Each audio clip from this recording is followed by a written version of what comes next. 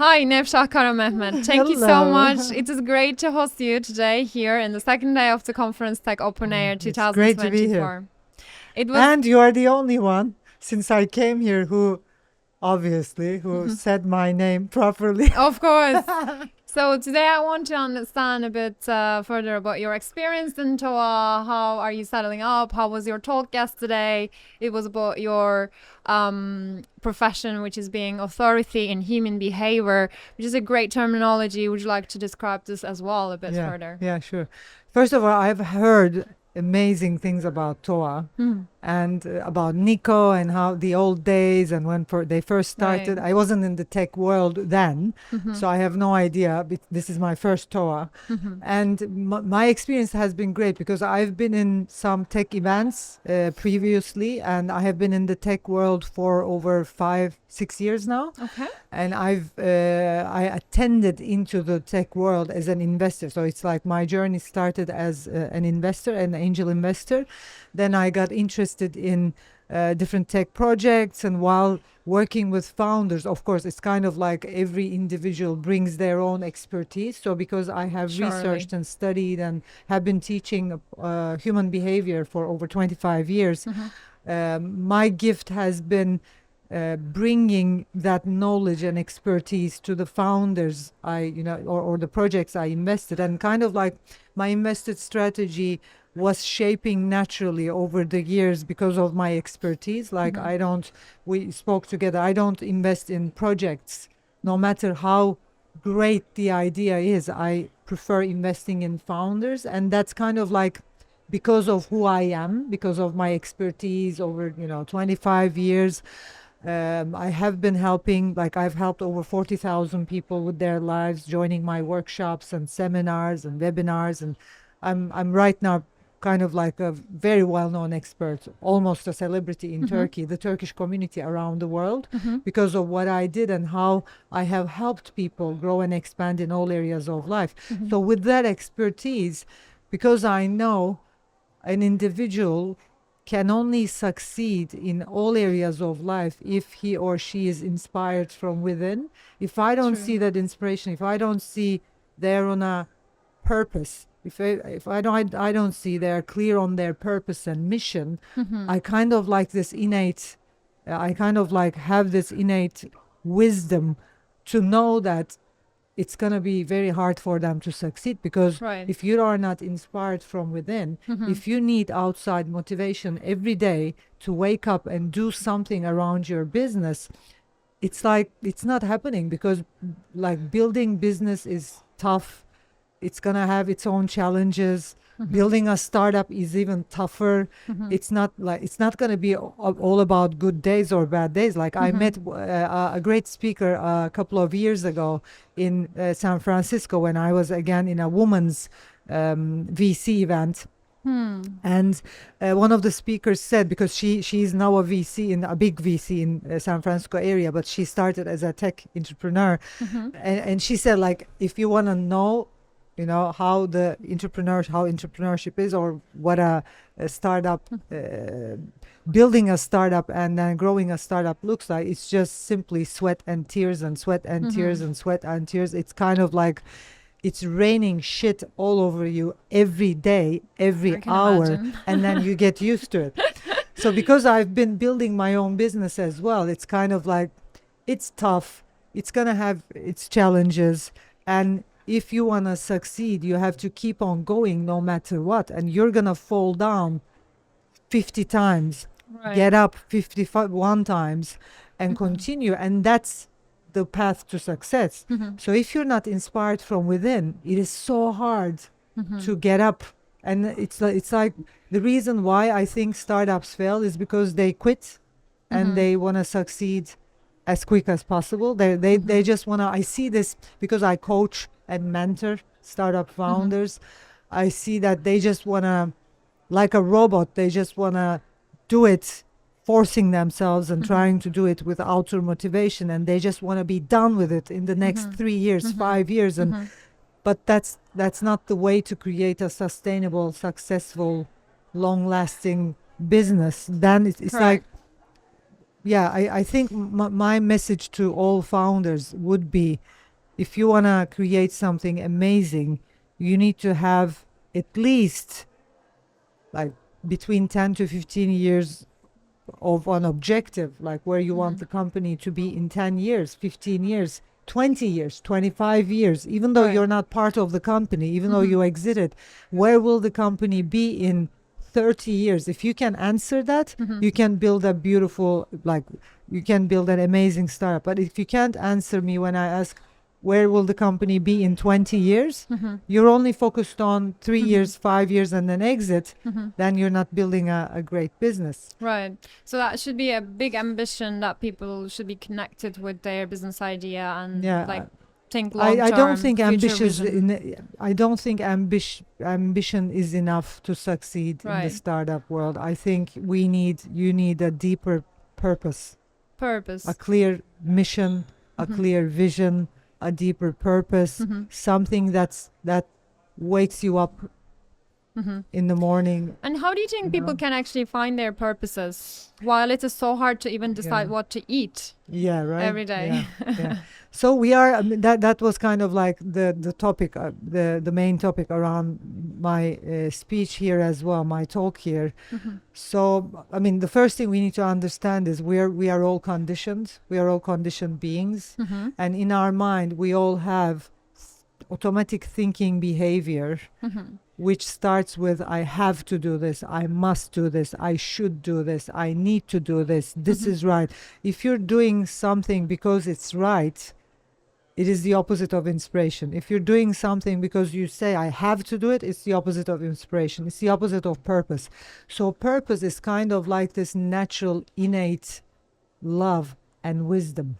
So the one thing I ask founders is to ask themselves, if they want to, be clear on their purpose, they can make a list of everything they love doing, everything that inspires them. So one of the questions would be like, what inspires you? Like when you watch a movie, for example, what inspires you? Like when I ask that to myself, what inspires me in a film or in something I watch, for example, a coach or someone who gets the team to succeed, that brings me in tears. Like whenever I see someone changing another individual's life, I'm in tears.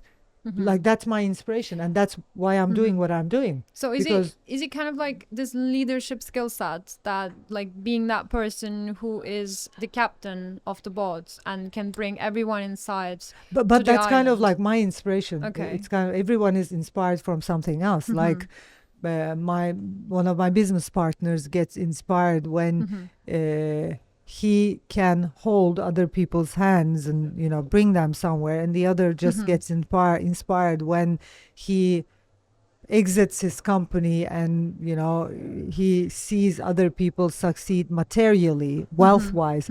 So it's like, because we all have different value hierarchies, different value sets, and Right. because we all have different purposes, I think the first question we should ask ourselves is what inspires us. Right. And then I usually lead people to find out their like innate wisdom. Like if you had all the money and if you had all the time in the world, what would you be doing? Like what do you love doing? Like if I left you just for the next year, and if I told you like, I'm gonna cover all your expenses, Okay. I'm gonna support you with I'm gonna invest in you for the next year, what would you be doing? Would you be reading books the whole day? Would you be playing computer games? Would you be I don't know, watching films or researching on something? Or would you be going to gym like 5 hours a day?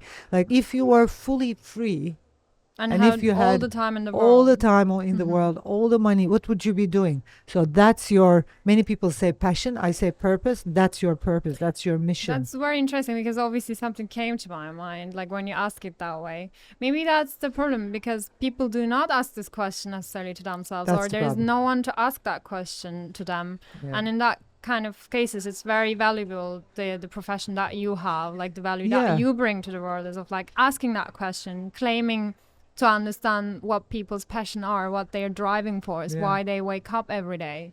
And I think that even more than that, because I have done research on especially like successful people, I've been asking the question to myself, like, why do some people succeed and why do some people fail?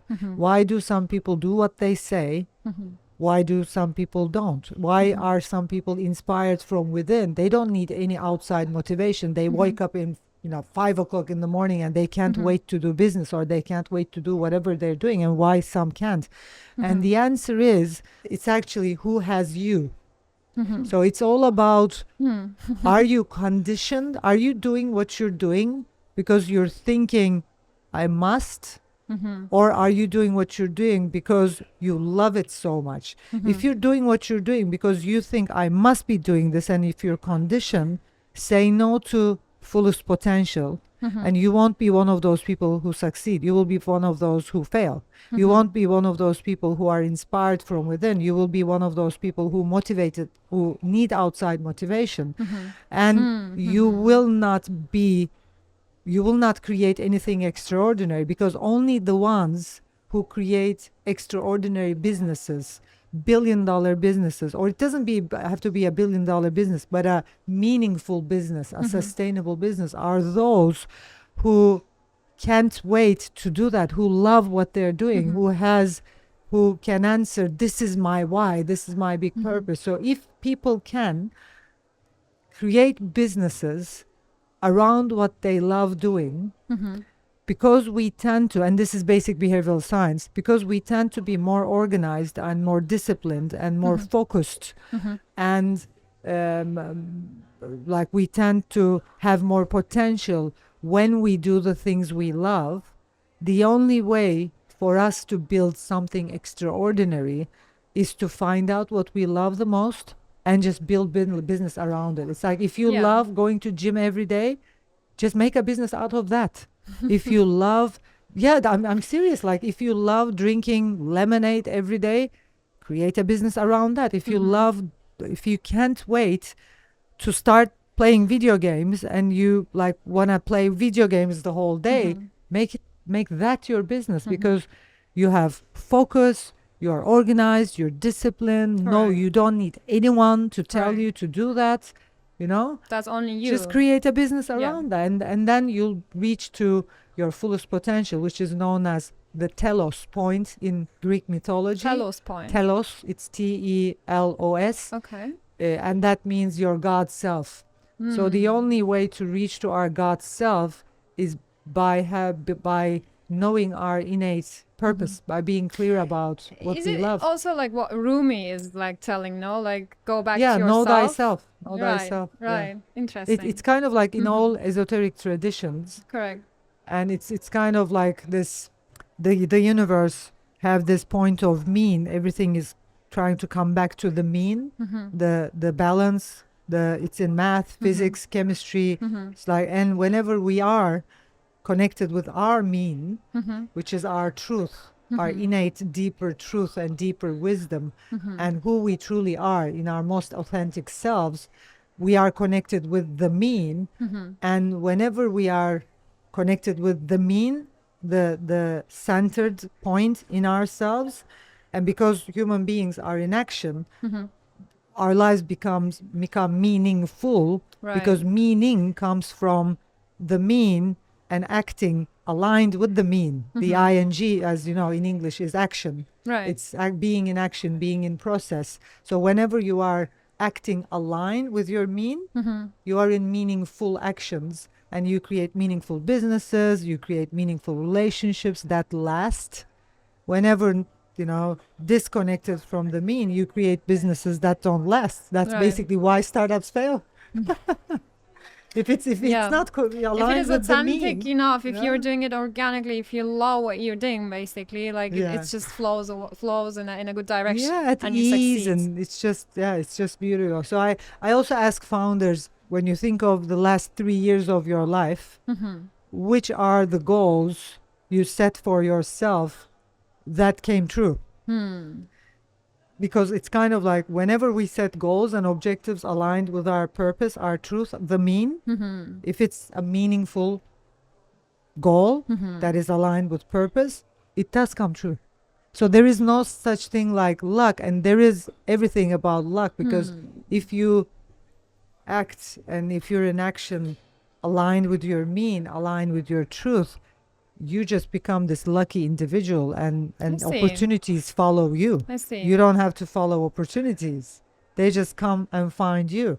So it's kind of like the formula of life, and I have been helping founders get there because I know, first of all, it's going to be a very fulfilling experience, like building a business. And I've been leading my own business for, again, over 25 years, and it's been such a fulfilling journey. Right. Because I just love what I'm doing. I'm not forcing myself to Right. come here and talk about these things. I love it. I guess You you also know? then like define your own success as well. It doesn't necessarily be Yeah. something materialistic that you can prove with the numbers, Yeah, but then yeah. the success for you is just whatever you define it. Exactly. It was really mind-opening. Yeah. Thank you so much, Yeah, Nevsah. thank you too. I'm very glad to have you here today with us, and I hope that we will have you again in TOA. That was lovely. Thank Thank you you. so much. Thank you too.